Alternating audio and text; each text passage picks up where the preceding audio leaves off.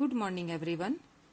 बच्चों, पिछली वीडियो में हमने पढ़ा था कि राम लक्ष्मण किस तरह से श्री राम के द्वारा धनुष टूटता है और परशुराम किस तरह से क्रोधित होकर उनके पास आते हैं और उनसे आपस में बहस होती है। ठीक है, फिर लक्ष्मण भी उनसे व्यंग्यात्मक शब्दों में बात करते हैं। तो इन सब के बीच में उन दोनों की बहुत कहासुनी होती है।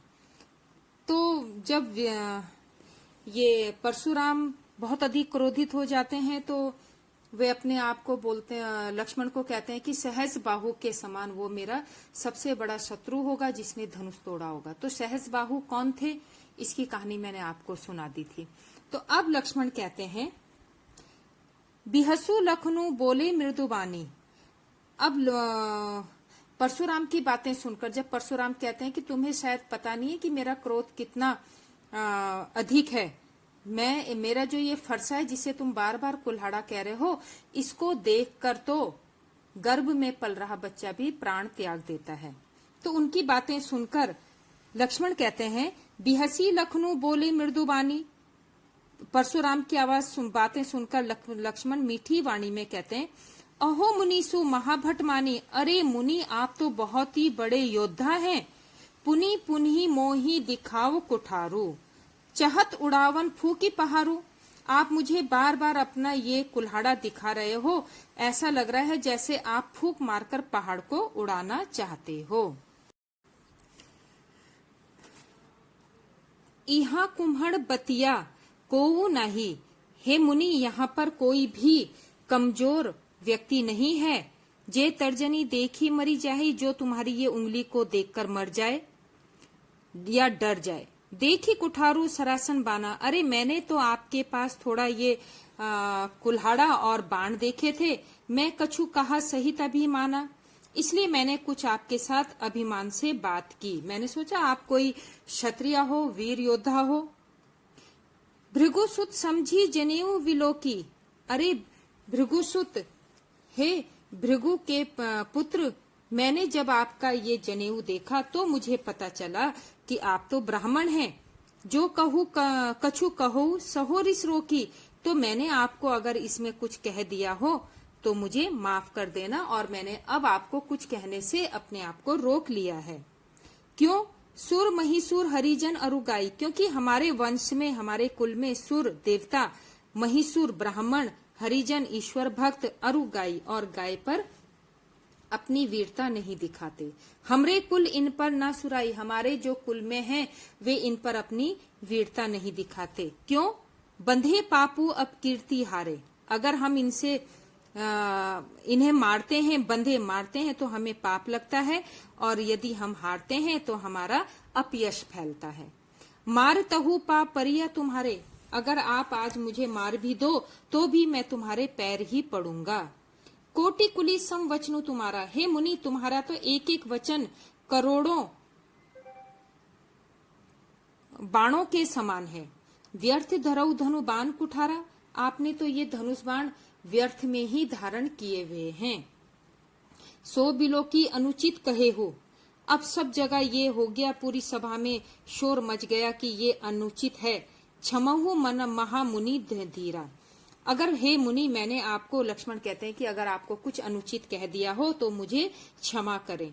सुनी सरोज भृगुवंश मुनि बोले गिरा गंभीरा। अब उसके बातों को सुनकर परशुराम फिर क्रोध में गंभीरता से बोलते हैं। कौशिक सुनो। हे कौशिक, कौशिक यहाँ विश्वामित्र को कहा गया है। सुनो, मंद ये हु बालकु। यह बालक बहुत ही मंद बुद्धि का है। कुटिलु काल बस निज कुल घालकु। यह अपनी कटुता के कारण अपने कुल के लिए घातक बन रहा है। भानुवंश राकेश कलंकु। यह भानुवंश में, भानुवंश का है सूर्यवंशी, राम सूर्यवंशी थे। भानुवंश में राकेश कलंकु, चंद्रमा में कलंक के समान यह बालक है। निपट निरकुशु अबधु असंकु। यह बहुत ही मूर्ख और बेवकूफ बच्चा है। काल कवलु होई छन माही। अब मैं इसे कुछ ही समय बाद मारने वाला हूँ। कहो पुकारी खोरी मोही नाही। अब इसके बाद कोई मुझे दोष मत देना कि मैंने एक बच्चे को मार दिया। तुम्हा हट कहू जो चहो उबारा। हे विश्वामित्र, अगर तुम इस बच्चे को बचाना चाहते हो, कही प्रतापु बलु रोषु हमारा, तो इस बच्चे को मेरी वीरता, मेरा बल और मेरे क्रोध के बारे में बताओ। लखन कहे हु मुनि सुजसु तुम्हारा। लक्ष्मण कहते हैं कि हे मुनि, तुम्हारी वीरता को कौन नहीं जानता। तुम ही अक्षत को बरने पारा। तुम अपने मुंह से तो अपनी वीरता का बखान कर रहे हो। अपने मुंह तुम आपनी करनी। तुमने अपने मुंह से ही अपनी वीरता का इतना बखान किया है कि सबको पता लग गया है कि तुम कितने वीर हो। बार अनेक भांति बहुवर्णी। तुमने एक बार नहीं बल्कि अनेकों बार अपनी वीरता का बखान इस सभा में कर दिया है। नहीं संतोषु ता पुनि कछु कहू। और अगर अभी भी आपको अपनी वीरता का बखान करने से संतोष ना मिला हो तो आप कुछ और कहिए। जनी रिस रोकी दुसा दुख सहहु। आप हमें देखकर मत घबराइए, अपना क्रोध दुख को मत सहन कीजिए और अपनी वीरता का वर्णन कीजिए। वीर बरती तुम्हा धीर अछोभा, गारी देत ना पाहु शोभा। हे मुनि, आप अपने आप को वीर पुरुष बता रहे हो, लेकिन आपके मुंह से गाली देना शोभा नहीं देता। सूर समर करनी करही, कही न जना वही आपू। हे मुनि, सूर समर जो वीर होते हैं वे युद्ध में अपनी वीरता दिखाते हैं। ठीक है, वो अपनी बातों का बखान नहीं करते। अपनी बातों का बखान कौन करते हैं? विद्यमान रन पाई रिपु। जब रिपु शत्रु युद्ध के मैदान में अपने से अधिक वीर व्यक्ति को देखता है, तब कायर कथही प्रतापु। तब जो कायर मनुष्य होता है वही अपनी वीरता का बखान करता है। अर्थात यहाँ पर लक्ष्मण कह रहे हैं कि अगर तुम वीर हो तो अपने मेरे साथ युद्ध करो, लेकिन तुम तो अपनी वीरता का ही बखान कर रहे हो। हे मुनि, वीर जो व्यक्ति होता है वह अपनी वीरता का बखान नहीं करता बल्कि युद्ध करता है। अगर तुम में हिम्मत है तो तुम मुझसे युद्ध करो। तो इस तरह से ये लक्ष्मण उनके क्रोध को, परशुराम के क्रोध को बढ़ाते जा रहे हैं। वो उनसे इतनी ज्यादा व्यंग्यात्मक बातें कर रहे हैं कि उनका क्रोध अब असहनीय हो जाता है। तो ये इस तरह से अभी इसके और भी एक और पैरा भी है इसका। अब लक्ष्मण कहते हैं कि हे मुनि, तुम तो कालो हाक जनु लावा। तुम तो मेरे लिए काल को आवाज दे देकर बुला रहे हो। बार बार मोही लागी बुलावा। मेरे लिए आवाज लगा रहे हो। सुनत लखन के वचन कठोरा। अब यहाँ पर परशुराम ने जब लक्ष्मण के कठोर वचन सुने, परसु सुधारी धरेऊ कर घोरा। अब उन्होंने अपने फरसे को सुधार लिया, मतलब उन्होंने फिर तैयार हो गए उसको मारने के लिए। अब जनी देई दोषु मोही लागू। अब परशुराम कह रहे हैं कि यहाँ पर जितने भी लोग बैठे हैं वे अब मुझे दोष न दें। कटुबाधी बालकु बद जोगु, क्योंकि मैं इस कटु बोलने वाले बच्चे का वध करने जा रहा हूँ। बाल बिलो की बहुत मैं बाँचा। अभी तक मैंने इसको बच्चा समझकर बहुत बचाया। अब ये हूँ मर निहार भा साचा। लेकिन ये सच है कि यह अब खुद ही मरना चाहता है। कौशिक कहा क्षमिया अपराधु। अब वे कहते हैं कि हे कौशिक, अब विश्वामित्र कहते हैं, जब वे बहुत ज्यादा परशुराम क्रोधित हो जाते हैं तो विश्वामित्र कहते हैं, कौशिक कहा। विश्वामित्र कहते हैं क्षमिया अपराधु। हे महाराज, आप इनका अपराध क्षमा करें। बाल दोष गुण गण ही न साधु, क्योंकि जो साधु लोग होते हैं, जो महापुरुष होते हैं, वे बच्चों के गुण दोषों में ध्यान नहीं देते। खर कुठार में अकरुण को ही आगे अपराधी गुरुद्रोही। खर कुठार इसमें कहा है कि मेरा ये जो फरसा है, मेरे आगे गुरुद्रोही, मेरे गुरु का द्रोही खड़ा है और मैं इसको छोड़ दूं, ऐसा तो कभी नहीं हो सकता। उतर देत छोड़ो बिनु मारे। हे विश्वामित्र, आज मैं इस बच्चे को बिना मारे छोड़ रहा हूँ, केवल कौशिक शील तुम्हारे, सिर्फ तुम्हारे कहने पर। हे विश्वामित्र, तुम्हारी विनम्रता, तुम्हारे कहने पर मैं इन विनम्रता को देखकर इस बच्चे को बिना मारे छोड़ रहा हूँ, वरना मेरे सामने गुरु का द्रोही खड़ा है और मेरे एक वार से मैं अपने गुरुद्रोही को मार सकता था। न तये काटी कुठार कठोरे, न वरना मेरा ये कुठार एक ही वार से गुरही उऋण होता श्रम थोड़े। अपने गुरु के ऋण से मैं मुक्त हो जाता कि मैं अगर इस लक्ष्मण को अभी अपने इस फरसे से मार देता तो मैं अपने गुरु के ऋण से मुक्त हो जाता, लेकिन मैं सिर्फ तुम्हारे कारण इसे जिंदा छोड़ रहा हूँ, जीवित छोड़ रहा हूँ। गाधी सुनु कहा हृदय हंसी। अब गाधी सुनी। अब यहाँ पे देखिए विश्वामित्र जी के कितने नाम बोले हैं, एक विश्वामित्र हैं, एक कौशिक है और गाधी भी विश्वामित्र को कहा गया है। अब गाधी सुनी, विश्वामित्र उनकी बातें सुनकर हृदय हंसी मुनहि हरि यरे सूझा। अपने मनी मन हंसते हैं और कहते हैं, अरे इस मुनि को तो सब कुछ हरा ही हरा सूझ रहा है। अयमय खांड ना उखमय अजहू ना बूझ अबूझ।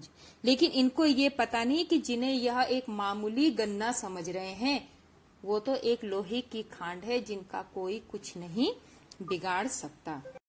तो इस तरह से आपस में लक्ष्मण, परशुराम और विश्वामित्र जी का वार्तालाप होता है। तो बच्चों ये इसकी मैं व्याख्या करने के लिए आपको दूंगी और ये व्याख्या आपने अपनी नोटबुक में करनी है। Thank you.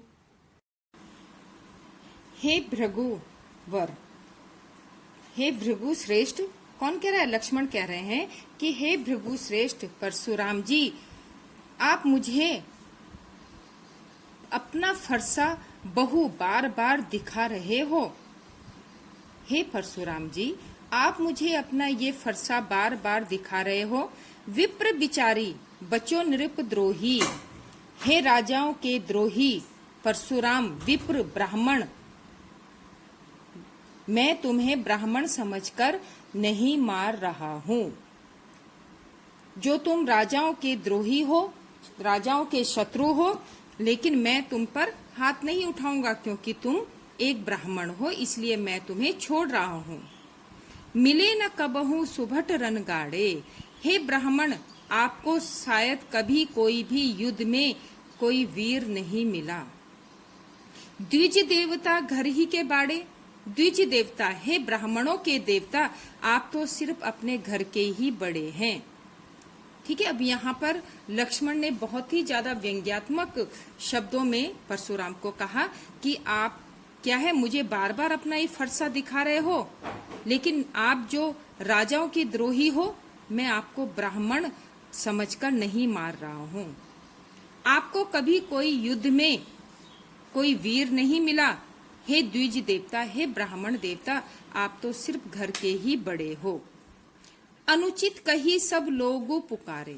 अब जब लक्ष्मण ने इस तरह की बातें कही तो सभा में सब लोग कहने लगे कि अरे ये अनुचित है, इस तरह से नहीं होना चाहिए, ऐसे मत बोलो।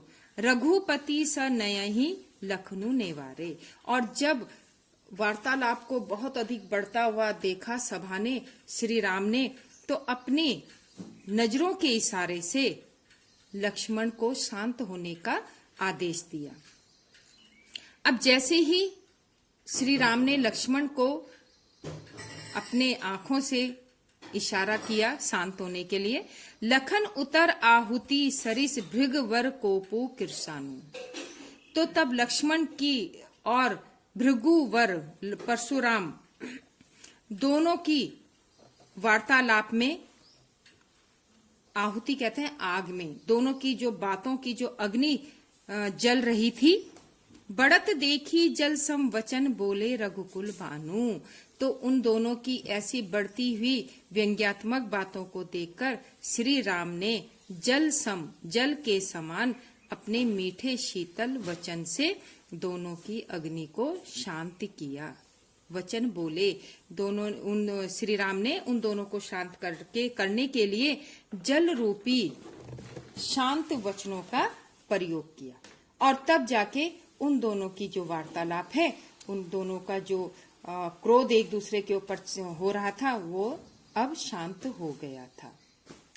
तो इस तरह से बच्चों ये राम लक्ष्मण परशुराम संवाद था और बहुत ही अच्छा, ये बहुत ही सुंदर ये पद थे। तो आप इसका रिवीजन जरूर करें दोबारा और इसमें समझने की कोशिश करें। इसके शब्दों को जब आप इसमें दोबारा पढ़ोगे तो आपको ये शब्द समझ में आ जाएंगे और जो इसकी जो अर्थ है ये मैं आपको वर्कशीट में करने के लिए दूंगी, इसे आप फिर नोटबुक में करेंगे।